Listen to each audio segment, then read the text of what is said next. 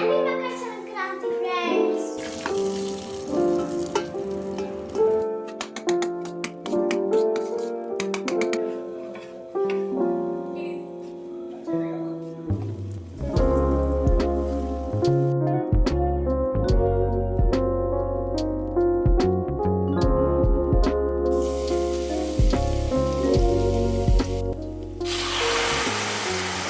Hi ನಮಸ್ಕಾರ ಎಲ್ಲರಿಗೂ ಹೇಗಿದ್ದೀರಾ ಚೆನ್ನಾಗಿದ್ದೀರಾ ಅಂತ ಅಂದ್ಕೊಂಡಿದ್ದೀನಿ. Welcome back to Bharathi core Kannada vlogs.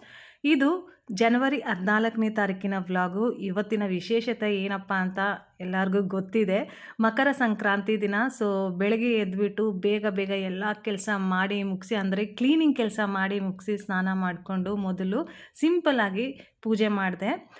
ನಮ್ಮ ಸೌತ್ ಇಂಡಿಯಾದಲ್ಲಿ ಸೆಲೆಬ್ರೇಟ್ ಮಾಡೋ ಥರ ಮಕರ ಸಂಕ್ರಾಂತಿಯನ್ನು ಇಲ್ಲಿ ಮಾಡಲ್ಲ, ಅಂದರೆ ಚಂಡೀಗಢಲ್ಲಿ ಮಾಡಲ್ಲ. ಸೊ ಸಿಂಪಲ್ಲಾಗಿ ನಾವು ಮನೆಯಲ್ಲಿ ಹೇಗೆ ಮಕರ ಸಂಕ್ರಾಂತಿ ಹಬ್ಬನ ಸೆಲೆಬ್ರೇಟ್ ಮಾಡಿದ್ವೋ ಅದನ್ನು ಇವತ್ತು ನಾನು ನಿಮ್ಮ ಜೊತೆ ಶೇರ್ ಮಾಡ್ತಾ ಇದ್ದೀನಿ. ಇವತ್ತು ನಮ್ಮ ಯಜಮಾನ್ರಿಗೆ ಕೆಲಸದ ಮೇಲೆ ರಜಾ ಇಲ್ಲ. ಸೊ ಅದರಿಂದ ಅವರೂ ಸಹ ಬೇಗ ರೆಡಿ ಆಗಿಬಿಟ್ಟಿದ್ದಾರೆ. ಬೆಳಿಗ್ಗೆ 11:15ಗೆ ಅವ್ರಿಗೆ ಒಂದು ಇಂಪಾರ್ಟೆಂಟ್ ಮೀಟಿಂಗ್ ಇದೆ ಅಂತ ಹೇಳಿ ಬೇಗನೆ ರೆಡಿ ಆಗಿದ್ದಾರೆ. ಇನ್ನೂ ನಾನು ಬ್ರೇಕ್‌ಫಾಸ್ಟ್ ಏನೂ ರೆಡಿ ಮಾಡ್ಕೊಂಡಿಲ್ಲ. ಪಾಪ ನನಗೋಸ್ಕರ ವೆಯ್ಟ್ ಮಾಡ್ತಾ ಇದ್ದಾರೆ, ಏನಾದರೂ ಸರ್ವ್ ಮಾಡ್ತಾಳೆ ಇವಳು ಅಂತ ಹೇಳಿ. ಸೊ ಅದಕ್ಕೆ ಸಿಂಪಲ್ಲಾಗಿ ಪೊಂಗಲ್ ಮಾಡ್ತಾ ಇದ್ದೀನಿ, ಖಾರ ಪೊಂಗಲ್ ಮಾಡ್ತಾ ಇದ್ದೀನಿ. ಸಿಹಿ ಪೊಂಗಲ್ ಅಷ್ಟು ಇಷ್ಟ ಆಗಲ್ಲ, ನನಗೂ ಇಷ್ಟ ಆಗಲ್ಲ, ಮತ್ತು ಮಕ್ಕಳೂ ಅಷ್ಟು ಇಷ್ಟಪಟ್ಟು ತಿನ್ನಲ್ಲ. ಸೊ ಅದಕ್ಕೆ ಅಂತ ಹೇಳಿ ಖಾರ ಪೊಂಗಲ್ ಮಾಡ್ತಾ ಇದ್ದೀನಿ. ವರ್ಷದ ಮೊದಲನೇ ಹಬ್ಬ ಸಂಕ್ರಾಂತಿ ಹಬ್ಬ ತುಂಬ ಎಕ್ಸೈಟ್ಮೆಂಟಿಂದ ಎಲ್ಲರೂ ಸೆಲೆಬ್ರೇಟ್ ಮಾಡ್ತಾರೆ. ಅದೇ ರೀತಿಯೇ ನಾವೂ ಸಹ ನಮ್ಮ ಹುಟ್ಟೂರಿಂದ ದೂರ ಇದ್ರೂ ಸಹ ಸ್ವಲ್ಪ ಮಟ್ಟಿಗೆ ಆದರೂ ಆ ಎಕ್ಸೈಟ್ಮೆಂಟ್, ಪ್ರೀತಿ ಅನ್ನೋದು ಇದ್ದೇ ಇರುತ್ತೆ. ಸಿಂಪಲ್ಲಾಗಾದ್ರೂ ಸೆಲೆಬ್ರೇಟ್ ಮಾಡಬೇಕು ಅನ್ನೋ ಆಸೆ ಅಂತೂ ಇದ್ದೇ ಇರುತ್ತೆ. ನಿನ್ನೆ 13ನೇ ತಾರೀಕಿಗೆ ಲೋಡಿ ಹಬ್ಬ ಇತ್ತು. ಸೊ ಯಜಮಾನ್ರಿಗೆ ರಜಾ ಇಲ್ಲದ ಕಾರಣದಿಂದ ಬೆಳಿಗ್ಗೆನೇ ಎದ್ಬಿಟ್ಟು ಗುರುದ್ವಾರ ಸಾಹಿಬ್ಗೆ ಹೋಗ್ಬಿಟ್ಟು ಬಂದ್ವಿ. ನಮ್ಮನ್ನ ಮನೇಲಿ ಬಿಟ್ಬಿಟ್ಟು ಯಜಮಾನ್ರು ಆಮೇಲೆ ಕೆಲ್ಸಕ್ಕೆ ಹೋದ್ರು. ಈ ಲೋಡಿ ಹಬ್ಬ ಎಲ್ಲಾನು ಹಳ್ಳಿಗಳಲ್ಲಿ ತುಂಬ ಚೆನ್ನಾಗಿ ಸೆಲೆಬ್ರೇಟ್ ಮಾಡ್ತಾರೆ. ಎಲ್ಲರೂ ಒಗ್ಗಟ್ಟಾಗಿ ಕೂಡಿ ಸೇರಿ ಡ್ಯಾನ್ಸ್‌ಗಳಾಡೋದು, ತುಂಬ ಆನಂದದಿಂದ ಸೆಲೆಬ್ರೇಟ್ ಮಾಡ್ತಾರೆ. ಈ ಕಡೆ ಸಿಟಿ ಸೈಡ್ ಎಲ್ಲಾನು ಸ್ವಲ್ಪ ಅವ್ರವ್ರ ಮನೇಲಿ ಇದ್ಬಿಟ್ಟು ಏನಾದರೂ ಆರ್ಡರ್ ಮಾಡ್ಕೊಂಡು ತಿನ್ನೋದು ಹಂಗೆ ಮಾಡ್ತಾರೆ. ನಮ್ಮ ಸೌತ್ ಇಂಡಿಯಾದಲ್ಲಿ ಮೆಟ್ರೋ ಸಿಟಿಗಳಲ್ಲಿನೂ ಸಹ ಬಹಳಷ್ಟು ಅದ್ದೂರಿಯಾಗಿ ಎಲ್ಲ ಫೆಸ್ಟಿವಲ್ಸ್‌ನ ಸೆಲೆಬ್ರೇಟ್ ಮಾಡ್ತಾರೆ. ತುಂಬ ಪ್ಯಾಷನೇಟಾಗಿ ಮಾಡ್ತಾರೆ ಅಂತ ಹೇಳೋದಕ್ಕೆ ಇಷ್ಟಪಡ್ತೀನಿ. ಹಬ್ಬ ಅಂತ ಇದೆ ಅಂತ ಗೊತ್ತಾಗ್ಬಿಡುತ್ತೆ ನಮಗೆ.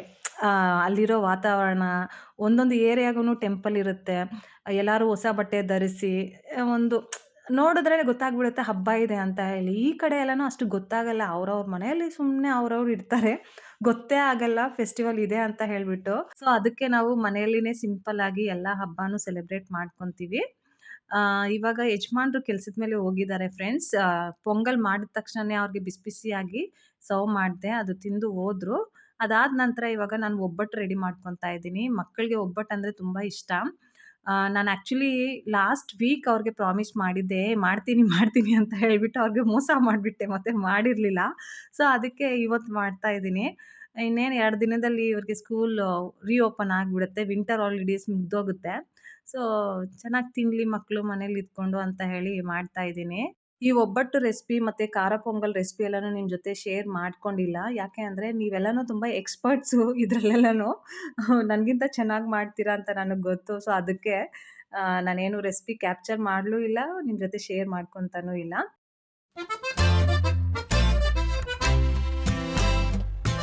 Happy Makar Sankranti, friends.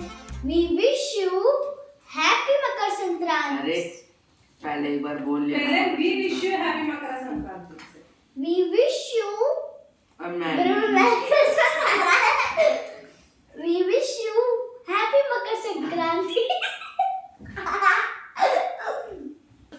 हमारी तरफ से आपको हैप्पी मकर संक्रांति फ्रेंड्स। नमस्ते। Sticky bing bang bang bing bang bang bing bang bang bang. December 31ನೇ ತಾರೀಕಿಗೆ ನಾನು ಮನೆ ಕ್ಲೀನಿಂಗ್ ಮಾಡಿಕೊಂಡಾಗ ಸ್ವಲ್ಪ ಮನೆಯಲ್ಲಿ ಚಿಕ್ಕ ಪುಟ್ಟ ಚೇಂಜಸ್ನ ಮಾಡಿದ್ದೆ.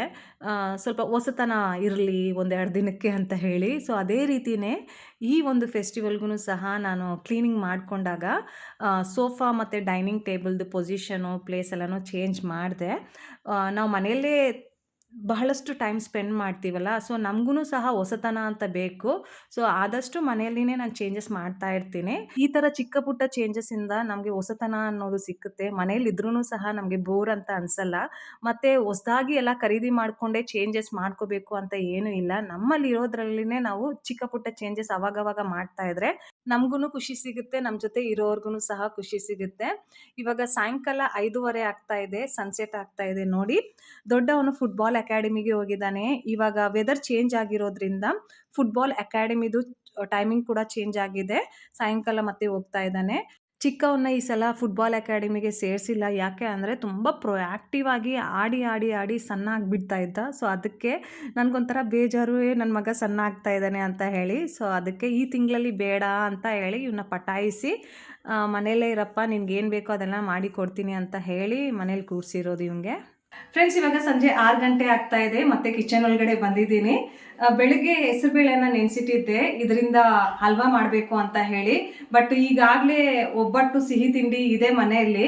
ಸೊ ಅದಕ್ಕೆ ಮತ್ತೆ ಹಲ್ವಾ ಬೇಡ ಅಂತ ಹೇಳಿ ಇದರಿಂದ ಪಕೋಡೇಸ್ ಮಾಡೋಣ ಅಂತ ಹೇಳಿ ನೀರನ್ನ ಡ್ರೈನ್ ಮಾಡಿ ಇಟ್ಕೊಂಡಿದ್ದೀನಿ. ಸೊ ಇವಾಗ ಇದನ್ನು ಯೂಸ್ ಮಾಡಿಕೊಂಡು ಬೇಗ ಪಕೋಡೇಸ್ನ ಮಾಡೋಣ. ಜಾರ್ ತಗೊಂಡಿದ್ದೀನಿ, ತುಂಬ ಚೆನ್ನಾಗಿ ನೆಂದಿದೆ.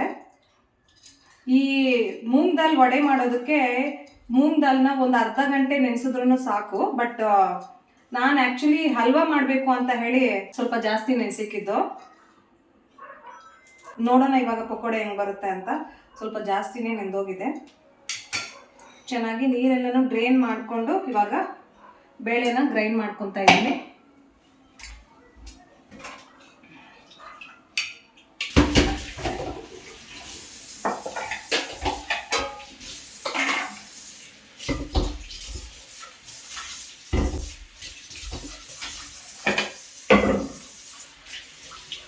ಈ ಥರ ಅಡುಗೆಗಳೆಲ್ಲನೂ ಮಾಡ್ತಾ ಇದ್ರೆ ಪಾತ್ರೆಗಳು ಆಗಾಗ ತೊಳಿತಾನೆ ಇರಬೇಕಾಗಿ ಬರುತ್ತೆ. ಇಲ್ಲ ಅಂದರೆ ಹಂಗೆ ಇಟ್ಬಿಟ್ರೆ ತುಂಬ ಗಲೀಜಾಗಿ ಕಾಣಿಸುತ್ತೆ. ಸೊ ಅದಕ್ಕೆ ನನಗೆ ಆ ಥರ ಅಭ್ಯಾಸನೇ ಇಲ್ಲ. ಅಡುಗೆ ಮಾಡ್ತಾನೆ ಸೈಡ್ ಬೈ ಸೈಡ್ ಪಾತ್ರೆಗಳನ್ನೂ ಸಹ ತೊಳ್ಕೊಂಡು ಬಿಡ್ತೀನಿ. ಅದರಿಂದ ಸ್ವಲ್ಪ ಮನೆ ಕ್ಲೀನಾಗಿರುತ್ತೆ ಮತ್ತು ಕೆಲಸನೂ ಸಹ ಈಸಿ ಆದಂಗೆ ಅನಿಸುತ್ತೆ. ಎಲ್ಲ ಒಂದೇ ಕಡೆ ಹಾಕ್ಬಿಟ್ಟು ಒಂದ್ಸಲ ವಾಶ್ ಮಾಡಬೇಕು ಅಂದರೆ ತುಂಬ ಕಷ್ಟ ಆಗುತ್ತೆ. ಮತ್ತು ಕಾಕ್ರೋಚಸ್ ಬರೋ ಚಾನ್ಸಸ್ಸೂ ಸಹ ಇರುತ್ತೆ. ಸೊ ಅದನ್ನೆಲ್ಲ ಅವಾಯ್ಡ್ ಮಾಡಬೇಕು ಅಂತ ಅಂದರೆ ನಾವು ಯಾವಾಗ ಅಡುಗೆ ಮಾಡ್ತಾ ಇರ್ತೀವೋ ಒಂದೊಂದಾಗಿ ತೊಳ್ಕೊಂಡ್ಬಿಟ್ರೆ ಈಸಿ ಆಗಿಬಿಡುತ್ತೆ, ಗೊತ್ತಾಗೋದೇ ಇಲ್ಲ. ಫ್ರೆಂಡ್ಸ್, ಇವಾಗ ಇದರಲ್ಲಿ ಸ್ವಲ್ಪ ಉಪ್ಪು, ಜೀರಿಗೆ, ಹಸಿರು ಮೆಣಸಿನಕಾಯಿ ಮತ್ತು ಸ್ವಲ್ಪ ಶುಂಠಿ ಆ್ಯಡ್ ಮಾಡಿದ್ದೀನಿ. ಇವಾಗ ದರಿಯಾಗಿ ಇದನ್ನು ಗ್ರೈಂಡ್ ಮಾಡ್ಕೋಬೇಕು. ತುಂಬ ಫೈನ್ ಆಗಿ ಇದನ್ನು ಗ್ರೈಂಡ್ ಮಾಡ್ಕೋಬಾರ್ದು. ವಡೆ ಮಾಡೋದಕ್ಕೆ ಟೆಕ್ಸ್ಚರ್ ಬಂದ್ಬಿಟ್ಟು ದರಿಯಾಗಿರಬೇಕು, ಆವಾಗ ವಡೆ ಚೆನ್ನಾಗಿ ಬರುತ್ತೆ. ಬೇಳೆನ ಗ್ರೈಂಡ್ ಮಾಡ್ಕೊಂಡ್ಮೇಲೆ ಅದರಲ್ಲಿ 2 ಸ್ಪೂನಷ್ಟು ರವೆನ ಆ್ಯಡ್ ಮಾಡ್ಕೊಂಡಿದ್ದೀನಿ. ಮತ್ತು ಮೀಡಿಯಮ್ ಸೈಜ್ ಈರುಳ್ಳಿನ ತಗೊಂಡು ಅದನ್ನು ಚಿಕ್ಕದಾಗಿ ಕಟ್ ಮಾಡಿಕೊಂಡು ಸಹ ಆ್ಯಡ್ ಮಾಡಿದ್ದೀನಿ. ಮತ್ತು ರುಚಿಗೆ ಎಷ್ಟು ಬೇಕೋ ಅಷ್ಟು ಉಪ್ಪು, ಖಾರ, ಅದ್ರ ಜೊತೆಗೇ ಸ್ವಲ್ಪ ಫ್ಲೇವರ್ನ ಎನ್ಹ್ಯಾನ್ಸ್ ಮಾಡೋದಕ್ಕೆ ಗರಂ ಮಸಾಲನೂ ಸಹ ಆ್ಯಡ್ ಮಾಡಿದ್ದೀನಿ. ಈ ಎಲ್ಲ ಇಂಗ್ರೀಡಿಯೆಂಟ್ಸನ್ನು ಚೆನ್ನಾಗಿ ಮಿಕ್ಸ್ ಮಾಡಿ ಈ ಥರ ವಡೆ ಮಾಡ್ಕೊತಾ ಇದ್ದೀನಿ. ಈ ವಡೆ ಮಾಡೋದಕ್ಕೆ ಪರ್ಫೆಕ್ಟ್ ಶೇಪ್ ಏನು ಬೇಡ ಫ್ರೆಂಡ್ಸ್. ಸ್ಪೂನಲ್ಲಿನೇ ಹಿಟ್ಟನ್ನ ತೆಗೆದು ಎಣ್ಣೆಯಲ್ಲಿ ಹಾಕ್ಬಿಟ್ರೆ ಸಾಕು, ವಡೆ ರೆಡಿ ಆಗಿಬಿಡುತ್ತೆ. ಈ ಹೆಸರುಬೇಳೆಯಲ್ಲಿ ನಾವು ಯಾವ ರೆಸಿಪೀಸ್ ಮಾಡಿದ್ರೂ ಸಹ ಟೇಸ್ಟ್ ಯಾವಾಗ್ಲೂ ಸಖತ್ತಾಗಿರುತ್ತೆ. ಹೆಸರುಬೇಳೆ ಪಾಯಸ ಆಗಿರ್ಬೋದು, ಹೆಸರುಬೇಳೆ ದಾಲ್ ಆಗಿರ್ಬೋದು, ಇಲ್ಲಾಂದರೆ ಹೆಸರುಬೇಳೆ ವಡೆ ಆಗಿರ್ಬೋದು. ಸೊ ಈ ಒಂದು ಬೇಳೆದು ಗುಣನೇ ಅದೇ. ರುಚಿ ಮತ್ತು ಒಳ್ಳೆ ಹೆಲ್ತ್ ಬೆನಿಫಿಟ್ಸ್ ಕೂಡಿ ಇರೋ ಬೇಳೆ ಇದು. ಸೊ ಇದರಲ್ಲಿ ಏನೇ ಮಾಡಿದ್ರೂ ಚೆನ್ನಾಗೇ ಇರುತ್ತೆ ಮತ್ತು ಒಂದು ಒಳ್ಳೆ ಹೆಲ್ತ್ ಬೆನಿಫಿಟೂ ಸಹ ಸಿಗುತ್ತೆ. ಈ ಥರ ಹಬ್ಬ ಹರಿದಿನಗಳಲ್ಲಿ ಎಲ್ಲರೂ ಮನೆಯಲ್ಲಿದ್ದು ಸೆಲೆಬ್ರೇಟ್ ಮಾಡಿದ್ರೆ ಒಂಥರ ಚೆನ್ನಾಗಿರುತ್ತೆ. ಬಟ್ ನಮ್ಮ ಮನೆಯಲ್ಲಿ ಯಜಮಾನರು ನಿನ್ನೆಯಿಂದ ತುಂಬ ಬ್ಯುಸಿ ಆಗಿಬಿಟ್ಟಿದ್ದಾರೆ. ಲೋಡಿ ದಿನಾನೂ ಇಲ್ಲ, ಇವತ್ತೂ ಸಹ ಇಲ್ಲ. ಒಂಥರ ಬೇಜಾರಿತ್ತು. ಬಟ್ ಆದ್ರೂ ಆ ಬೇಜಾರನ್ನ ಸೈಡ್ಗೆ ಇಟ್ಬಿಟ್ಟು ಮಕ್ಕಳ ಜೊತೆ ಸ್ವಲ್ಪ ಆದ್ರೂ ಸಹ ಸಿಂಪಲ್ಲಾಗಿ ಸೆಲೆಬ್ರೇಟ್ ಮಾಡಬೇಕು ಅಂತ ಹೇಳಿ ಈ ಥರ ಇವತ್ತಿನ ದಿನವನ್ನು ನಡೆಸ್ಕೊಂಡು ಬಂದಿದ್ದೀನಿ. ಮಕ್ಕಳು ಮಾತ್ರ ಖುಷಿಪಟ್ಟರು ಫ್ರೆಂಡ್ಸ್. ಅವ್ರಿಗೆ ಇಷ್ಟವಾದದ್ದೆಲ್ಲ ಮಾಡಿಕೊಟ್ರೆ ಅವ್ರು ಖುಷಿಯಾಗಿಬಿಡ್ತಾರೆ.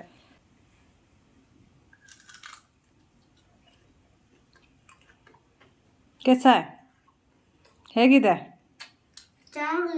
ಚೆನ್ನಾಗಿದೆಯಾ?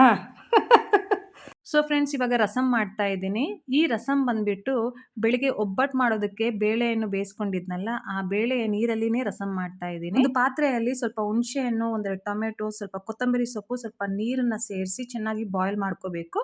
ಅದು ತಣ್ಣಗಾದ್ಮೇಲೆ ಚೆನ್ನಾಗಿ ಮ್ಯಾಶ್ ಮಾಡಿಕೊಂಡು ಬೇಳೆಯ ನೀರಲ್ಲಿ ಸೇರಿಸಿ ಕುದಿ ತರಿಸ್ಬೇಕು.